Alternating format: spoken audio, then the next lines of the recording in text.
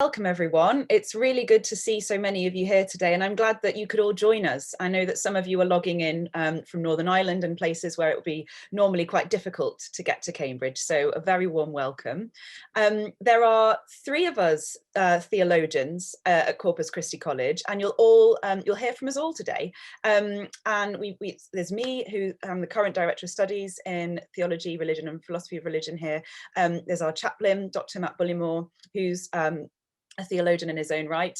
And the first speaker today, you're going to be treated because there's going to be a wonderful talk from Dr. Andrew Davison, and it's my job, which is a very lovely job, to introduce Andrew to you now before he begins his talk. And Dr. Davison is a Corpus man, and he's currently the Starbridge Senior Lecturer in Theology and Natural Sciences here in Cambridge at the Faculty of Divinity, but he's also the Dean of Chapel here at Corpus Christi College. Before he moved into theology, he was a scientist, and he holds undergraduate degrees and doctorates in both natural science and theology. And he's an author of a number of books, but most recently Participation in God, a study in Christian doctrine and metaphysics, which was published by Cambridge University Press, and he teaches on a number of our papers here in the faculty. So the lecture you're about to get is a real flavour of what you can expect from our Cambridge tripos. So over to you, Andrew. Thank you very much. I'm going to share a slide. And I want to check that's coming up with the title. Yep, if you just want to swap displays quickly. Excellent.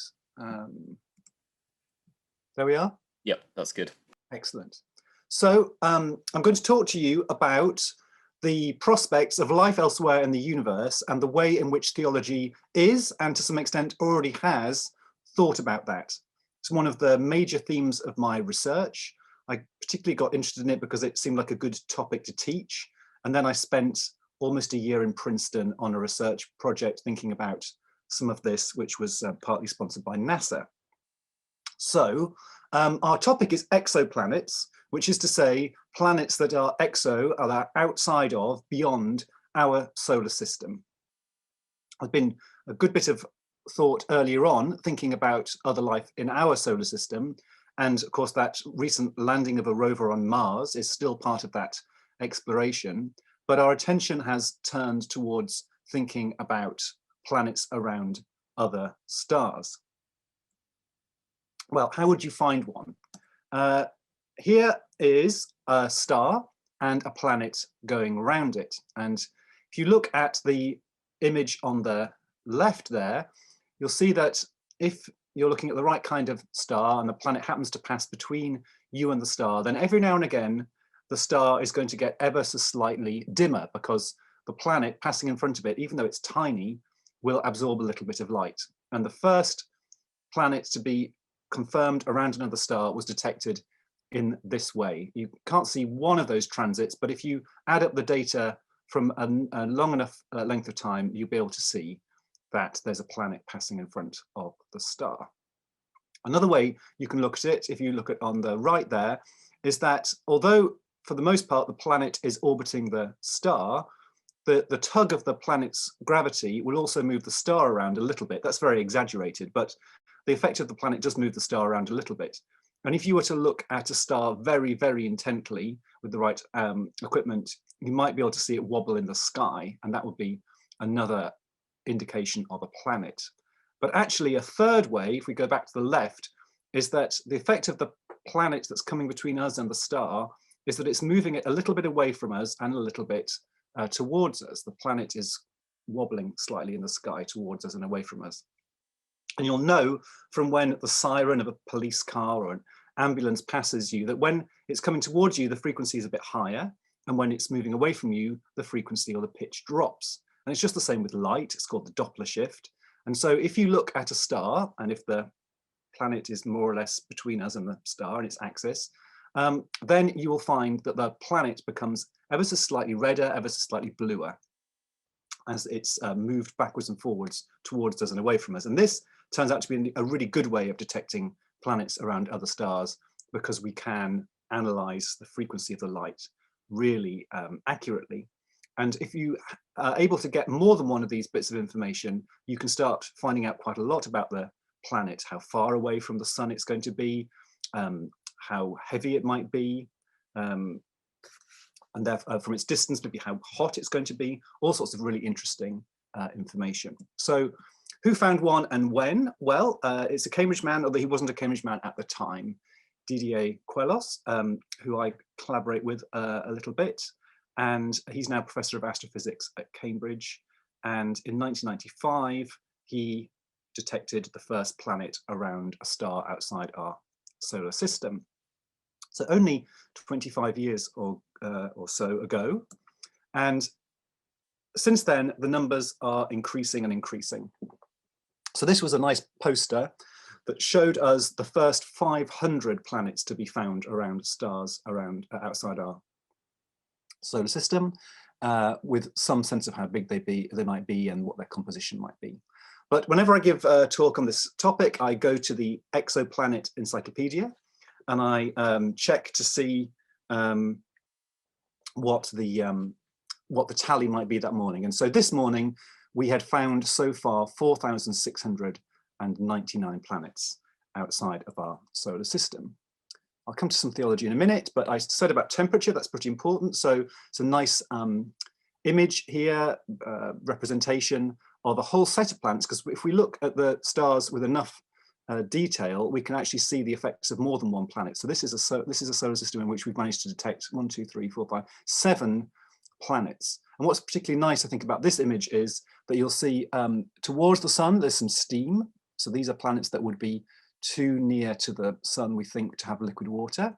And on the right-hand side there, you'll see some ice crystals. These are planets that would be too far away from the star to have liquid water, probably be ice. And then in the middle, there's some drops of water. And this is sometimes called the Goldilocks zone, because like the porridge in the fairy story, the porridge is neither too hot nor too cold. And here, these are the planets that are neither too hot nor too cold, and they have, we would think, liquid water. So I'm particularly interested in planets that would have water because it's just such a great solvent and you can do all sorts of interesting chemistry in it.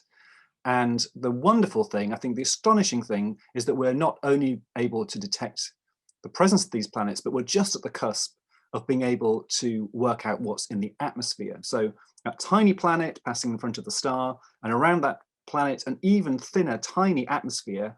But if you add up enough information from a long enough time, you can see what is in the atmosphere of the planets, because different gases absorb light at different characteristic frequencies. And if one was looking at the Earth from a long way away, you would say there's something very strange going on. There's so much oxygen, there are other things in the atmosphere that oxygen reacts with.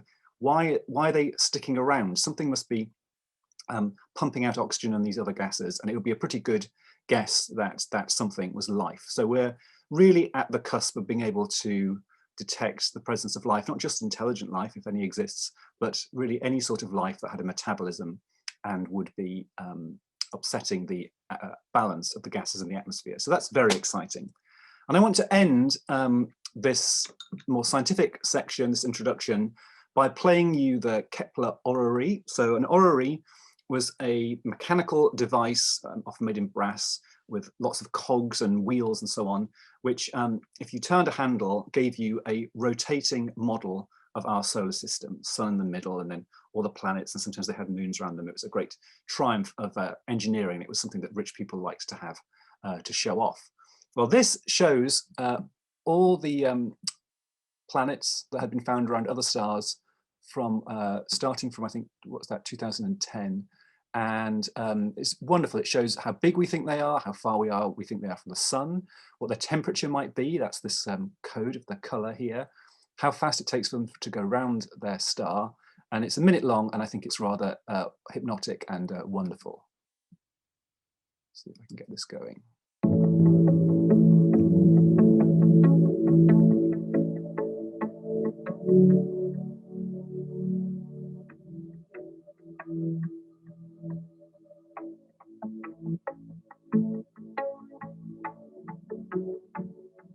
So we've got to 2011 and the data is really starting to pour in.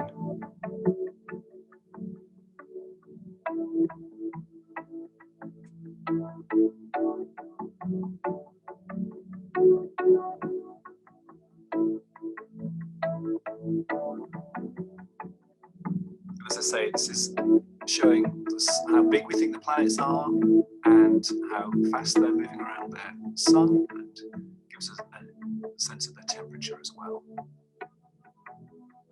There on the right hand side is our solar system for comparison.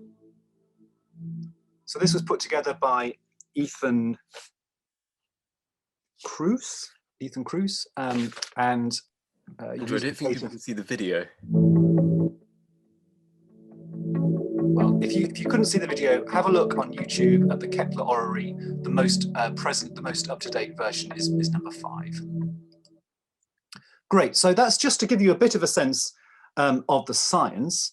And if we have relatively conservative figures about how many sun-like stars there are out there and what proportion of them have got Earth-like planets around them, we're talking about something like 16 billion Earth-like planets around sun-like stars in the observable universe. And that's what really seems to have shifted everything since 1995, because we didn't really know until then whether our solar system with its planets was just a total accident or something that was very common. There were 2 models for the production of stars, and one of them would make having planets at all unbelievably rare. We might have been the only one in the galaxy. And the other model, the nebula hypothesis, which Immanuel Kant, the philosopher, had a hand in fact, that would have suggested that planets formed very naturally in the formation of any star. And in fact, that turns out to be the right hypothesis. So there are planets around stars perfectly, normally, all over the place. And given that there are about 400 billion stars in our galaxy and about 200 billion galaxies in the observable universe, as I do the maths, and it comes out at something like 16 billion Earth-like planets around sun-like stars. And that, I think, really provokes us to think theologically about the prospect of life elsewhere in the universe, because there are certainly many places it could be. We don't know, of course, yet whether there is any life elsewhere. So what should the theologian make of this? Is it a new question? Well, I want to suggest that one of the most surprising things, really, about thinking about this from a theological perspective is to realize that it's not particularly a new question. So there at the top left, you have Nicholas of Cusa, one of the great theologians of the 15th century. And in his first great book on learned ignorance, he says in passing, yes, there's probably life elsewhere in the universe. Then we have Giordano Bruno, who was burnt at the stake in 1600. And next to him, Melanchthon, who was Martin Luther's right-hand man. And they took rather extreme views. So Bruno thought the universe was infinitely large, one of the things that he got in trouble for, and that life was everywhere. And Melanchthon, really in a sense rather unusually, was very threatened by the idea of life elsewhere in the universe and said it couldn't possibly happen. But once the tumult of the Reformation period had died down, we get then to John Wilkins, who was a master of Wadham College in Oxford and of Trinity College in Cambridge, and later Bishop of Chester. And he wrote a book about life on the moon. He was convinced there was life on the moon, and was very vocal in encouraging people to think about the Earth as one more planet among many. And he was also one of the founders of the Royal Society, one of the world's greatest and earliest scientific societies. Then we have John Ray, who's sometimes described as the father of British natural history. And in one of his books, he just says in passing, yes, of course, the stars are other suns and they have planets, and in all likelihood, there's life there too. Then we have Anthony Trollope, a great novelist of the 19th century. And in his book, Barchester Towers, when he's wanting to have some women in this scene show that they're of the moment, he wants to show they're of the moment, they're talking about the sorts of things that people talk about in drawing rooms. He has them discuss not only life elsewhere in the universe, but the theological implications of life elsewhere in the universe, and some of the books that had been written recently. So it was all the rage in the Victorian period. And then Alice Meynell, who I think in the early 20s, maybe 19 teens, wrote a wonderful poem called Christ in the Universe, which I recommend you have a look at. exploring very open-heartedly, open-mindedly, and beautifully the idea of life elsewhere in the universe. So in a sense, it's not anything new, but what I have found in reading these people, and many more besides, is that they were generally so unfazed by the idea of there being life elsewhere in the universe that they made a couple of comments about it, perhaps just a paragraph, rarely more than a page, and then moved on. And so that's where I think my work and work of other people at the moment comes in, trying to think much more systematically and deeply about this, not just turning to the people who've written about it just in passing before, but to think about the whole of theology, in my case, from a Christian perspective, and to try and really press much deeper into what its resources are for thinking about life elsewhere in the universe. So it's not a new question, but looking at it in this kind of detail, I think, is new. And another thing that's interesting to ask here is, how would you write about it? What different sorts of writing have taken in life elsewhere in the universe as a topic? Something very much of interest in our faculty. We like texts, we like reading, we like careful attention to texts, and we like writing as well, and thinking about different forms of writing. So it's useful here to think about the different modes in which this topic has been approached. So Nicholas of Cusa, he's writing a big speculative volume about what it means to know and not to know, and what it means for God to be beyond our knowledge and to be revealed in Christ. And he, in a theological book, he mentions life elsewhere in the universe in passing. Melanchthon is actually, even though he's a theologian, writing a science textbook, which was used for many centuries after his death. And so it's a science textbook, but he feels like he has to talk about some theology in passing there. Then we've got Campanella, who was a great defender of, he was a Dominican friar and a great defender of Galileo. And he wrote dialogues. So sometimes when people have been wanting to say edgy things, they write it in, like Hume did, for instance, in the form of a dialogue between imagined speakers, so they're not associated too much with any particular position that's being said. They're just provoking thought. And then let's think also about literature. So we've got Alice Meynell there in her poem. We've got Trollope with his novel.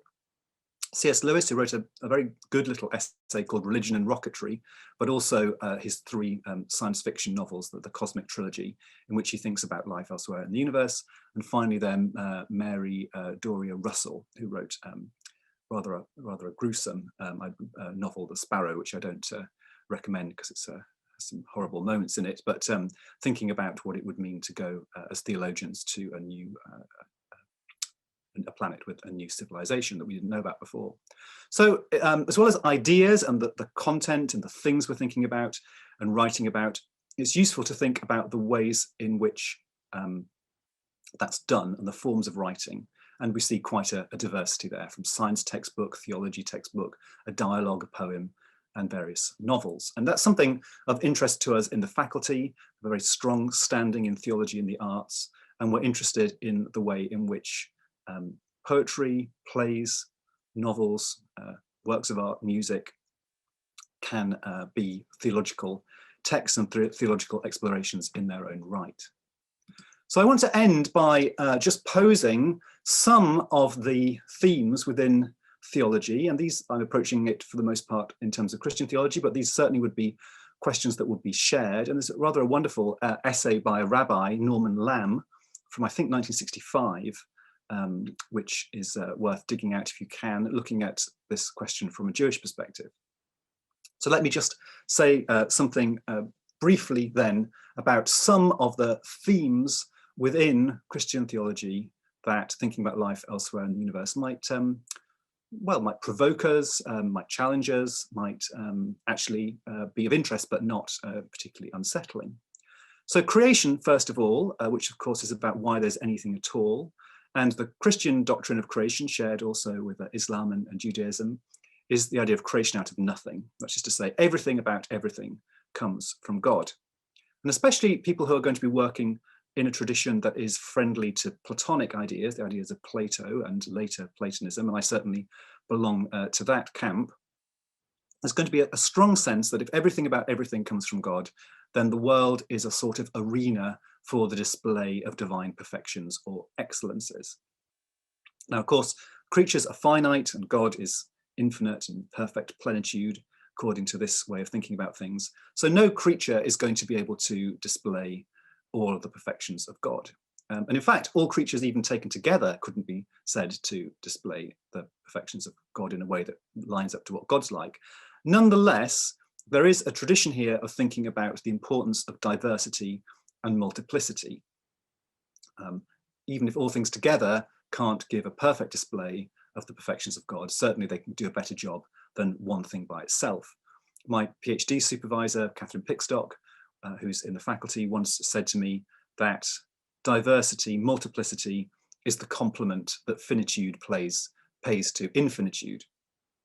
And so from this perspective, we would take it in our stride, I think, that there would be lots of life and a great diversity, a kind of riotous diversity of what there is to creation. And that could well take in a great diversity of forms of life. That would be perfectly compatible and fit very nicely with the idea of creation displaying in its multiplicity something of the perfection of God.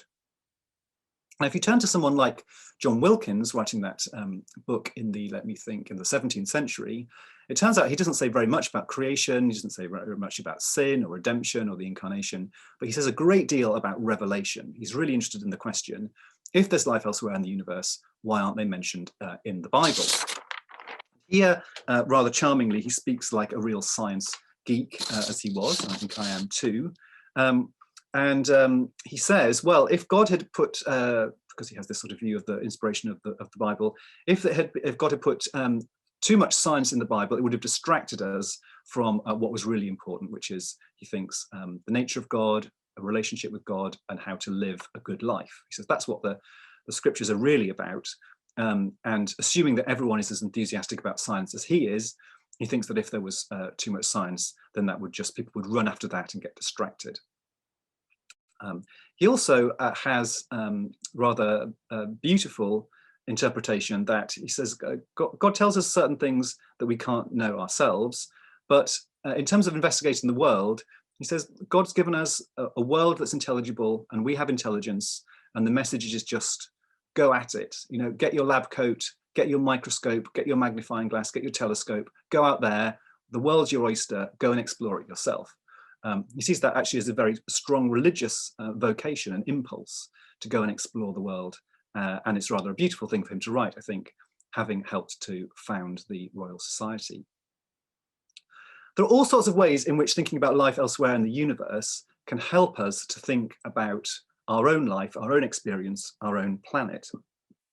In fact, that's one of the things I so much like about teaching this topic. Students might think that they're going onto all sorts of way out paths and setting the theology that they know aside and doing something completely different. But then they find that after all of that journeying, actually, there are all sorts of ways in which it has illuminated the questions that we face as creatures on Earth. So it's a bit of a thought laboratory. We can think all sorts of things as possibilities in thinking about life elsewhere in the universe. So some of the questions that a Christian theologian is probably going to ask are questions like, is sin, is human wrongdoing and selfishness inevitably replicated everywhere else in the universe? Or could there be civilizations of creatures that live perfectly good and just lives? And I, who am normally in everything pretty much an optimist, do think that if creatures come about by evolution, as surely they would be, then there may well be this sort of propensity towards self-preservation, which may in fact lead creatures towards selfishness and violence and so on. So I think it's a really important question and a good kind of counterfactual question, asking, do things always have to be the way that they are here or have turned out here? Then one can ask questions like, well, even if there wasn't wrongdoing elsewhere, if a group of creatures, as I say, was still in goodness and justice, then would they receive an incarnation? I'm going to come on to that in a minute, but it's a great dividing question in Christian theology. Why did God become incarnate? Is it because there was something to sort out, or was it bigger than that? So the Franciscans of the Middle Ages in particular, but also several theologians since, some Protestant theologians among them, like Karl Barth, have said the incarnation is the most important thing that ever happened, and it can't just be contingent upon sin. The best thing that ever happened, they say, can't be the result of wrongdoing, and it's always got to have been at the center of God's intentions. So there's a strong strand in Christian theology, although not everyone is aware of it, that says that the creation of the world was always about the incarnation, and sin and putting things right is only secondary. So that's another good what if kind of question. If there was a sort of creature elsewhere that hadn't committed wrongdoing, would it need an incarnation? Would it receive an incarnation? Even if it was in need of sorting out, is incarnation, is death and resurrection and so on, the only way in which God could do it? Seems to be quite a popular view nowadays amongst Christians to suppose that, but actually some big names like Augustine and Aquinas said that God could have sorted things out in all sorts of different ways. In fact, for me, it raises very interesting questions, and I've written a bit about this, about even what sort of exercise we're involved in when we think about what God has done, what God could do. And I wrote there that quite often we think about it in terms of what's possible, or we think about it in terms of what's necessary. And maybe they're actually not such great categories in thinking about God who is free. Maybe a better category is to think about what is suitable or fitting. And indeed, that's something that we find in the early fathers of the church, and a great theme in the Middle Ages, and subsequently as well. Not to think that God is bound by necessity, not to suppose either that we can really get too far into thinking about what's possible or impossible for God, but having a confidence that what God does is supremely suitable or fitting.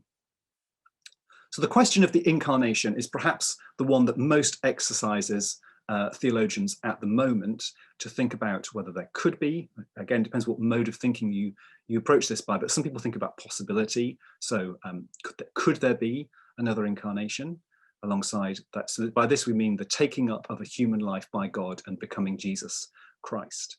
And would that taking on of a human nature, human flesh, the carne, an incarnation, could that happen more than one time? And could it happen on different planets? Well, as I say, there's some people who ask about possibility questions. There are some people who ask about necessity questions. So could other things be saved if there wasn't another incarnation?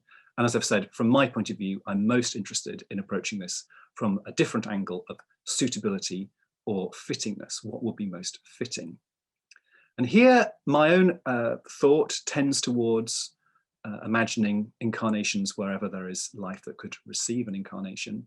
And I come at that from what I think of as being the Star Wars analogy. So I imagine most of you will be familiar with Star Wars and may even have seen the first one, produced not actually that long after I was born.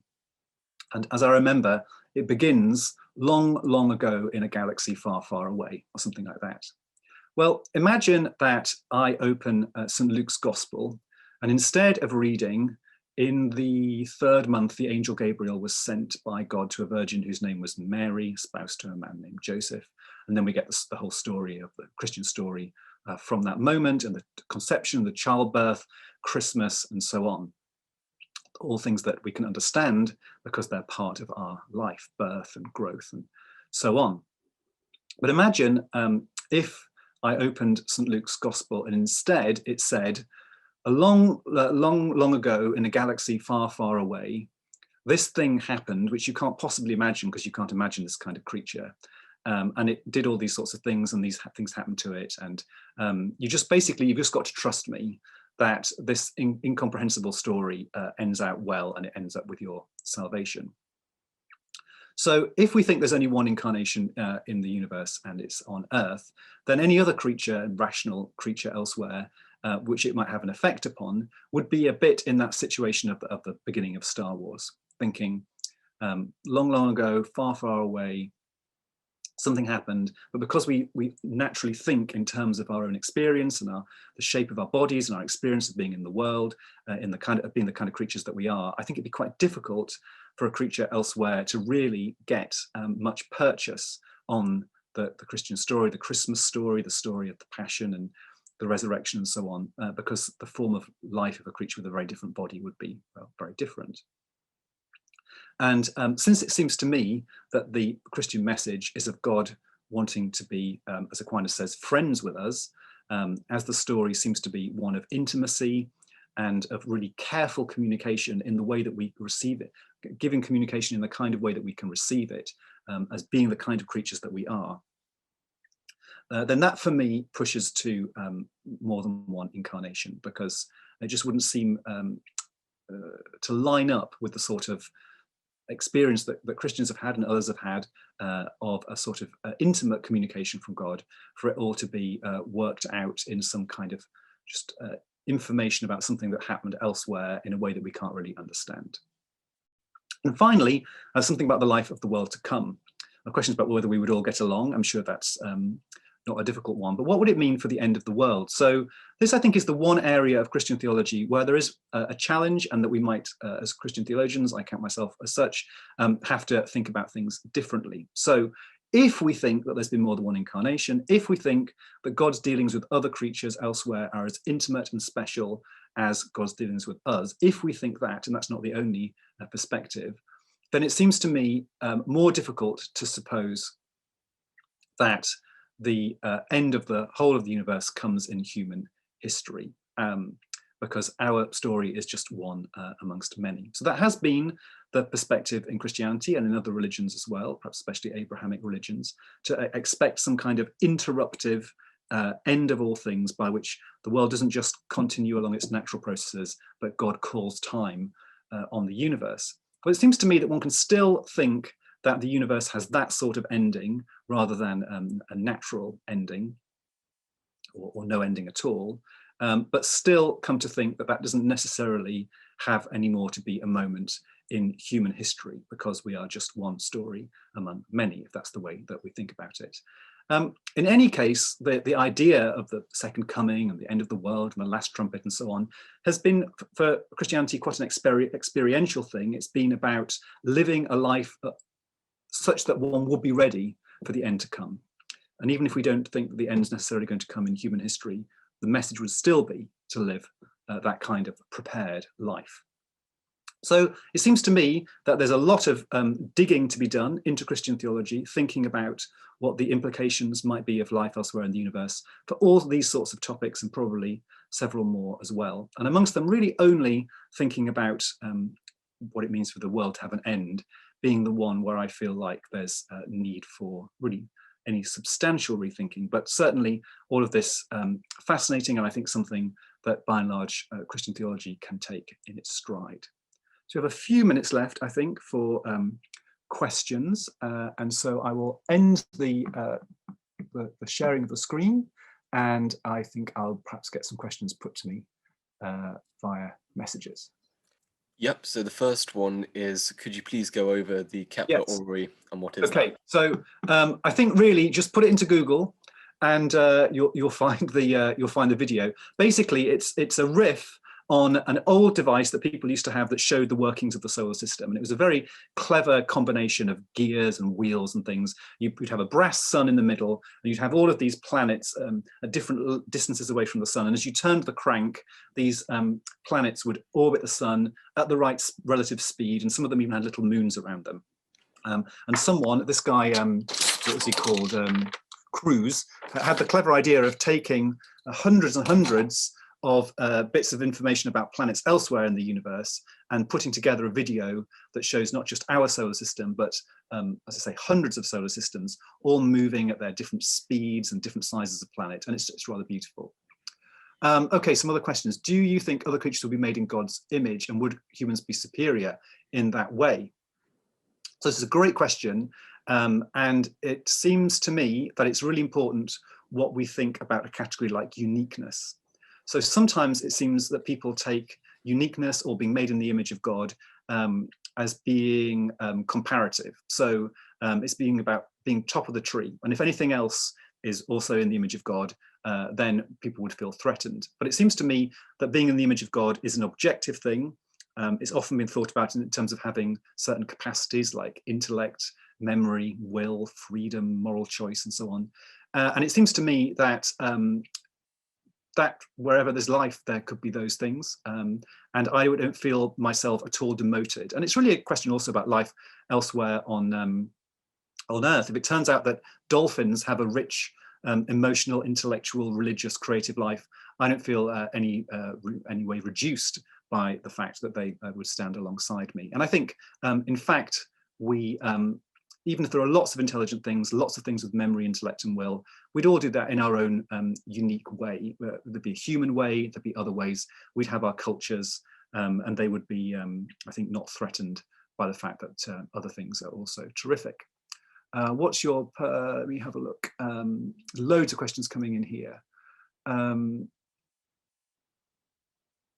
Would the significance of the human flesh and bodily temptations be decreased if all creatures were selfish, assuming they're not human? So that's a great question. I think it's about, you know, if this is inevitable, then does that take away from, as it were, human blame? And I suppose this is something that we've all had to think about. I mean, even if there's not life elsewhere in the universe, there's this sense that people do things that they regret doing. There seems to be a sense that this is universal, and that doesn't take away, however, the sense of us striving or wanting to strive for you know, a morally excellent way. So I think it doesn't really change things very much, that tension between freedom and the sense that of the will that never quite does what it wants, like Paul says in 7th chapter of Romans, the thing I want to do that I don't do, and the thing I don't want to do I end up doing that. So it's a great question. I'm not sure that life elsewhere in the universe really changes that so much. So many great questions here. Are there some books on life elsewhere in the universe that you would recommend? Well, all being well, by next year there'll be a book from me, so I can recommend that one. I think that essay by Lamb, which is now old enough, the rabbi, that it's probably available freely on the internet. I'd recommend that. Yeah, in terms of books, C.S. Lewis's essay, Religion and Rocketry, if you can get your hands on that. Quite a lot of the books tend to be quite technical. So I'm going to lead off then with those essays, the one by Lamb and the one by Lewis.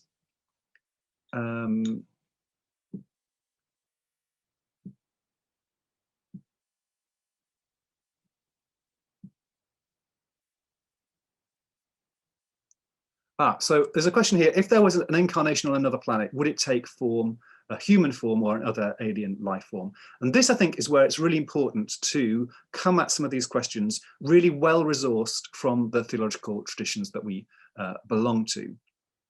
And I think especially when we're thinking about the incarnation, there has been, I would say, almost some sloppiness or a certain lack of precision. So people have been talking, for instance, about a planet hopping Christ, as if Jesus hops from planet to planet. But it's very important to say that's not what we're talking about.